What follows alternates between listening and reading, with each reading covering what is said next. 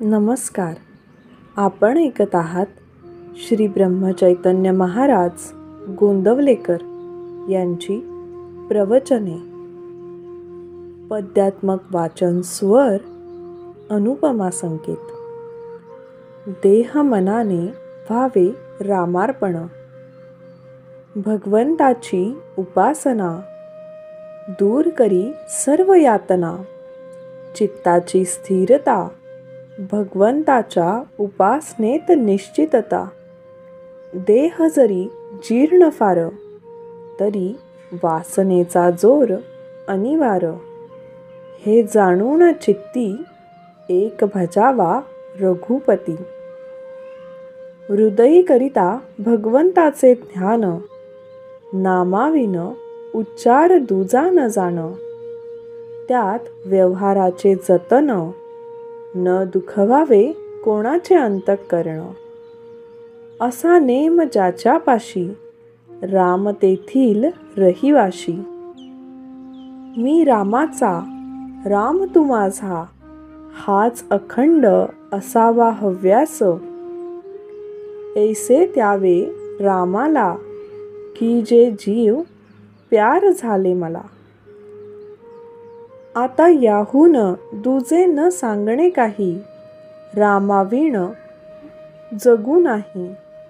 जे जे होणार ते होतालच जाते. ते भगवंताच्या इच्छेने घडते. ऐसे आणणे मना याचे नाव उपासना. अखंड रामसेवा ज्याला लाभली. धन्य धन्य त्याची माऊली. स्वार्थरहित रामसेवा याहून लाभ दुजा न जीवा. राम ठेवी मनी तो ध्यात जावा मानस पूजनी. वाचेने भगवंताचे नाव कायेने भगवंताची सेवा. चित्ती भगवंताचे ध्यान आपण राहावे रामार्पण. याहून अन्य सेवा कोणतीही न जाण. उपासना असावी बळकट तेथे नसावी कशाची अट. उपासनेचा असावा जोर ज्याने होईल मन स्थिर. आपले जीवन ज्याचे हाती त्याची नेहमी ठेवावी संगती.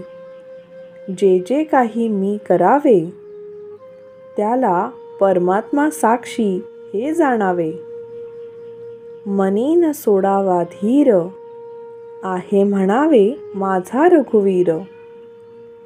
करावे भगवंताचे चिंतन होईल स्वतःचे विस्मरण. सर्व आहे रामाधीन आपण निमित्तला कारण. रामा केली भगवंताची उपासना. पुढे त्यात न येऊ द्यावा उणेपणा. सर्वांचे ऐकावे परी उपासनेपासून दूर न राहावे. राम माझा घेता देता राम माझा भोवता. रामाविण जगी दुजे न आठवावे आणिक परते. एक सद्गुरु आज्ञा प्रमाण हीच रामसेवा जाण. थोर थोर ऋषीमुनी यती संत साधू यांनी एकच केले खास. रामा वाचून न राहू दिले जीवास. ठेवावा रामावर पूर्ण विश्वास. न करावे उपास तपास. उपासनेत राहावे आपण हेच रामाचे सानिध्य जाण. स्वार्थरहित सेवा तीच पावे देवाधिदेवा. जे जे होते काही ते ते राम करीतो पाही. हा एकच विश्वास समाधानाचा मार्ग सत्य खासो.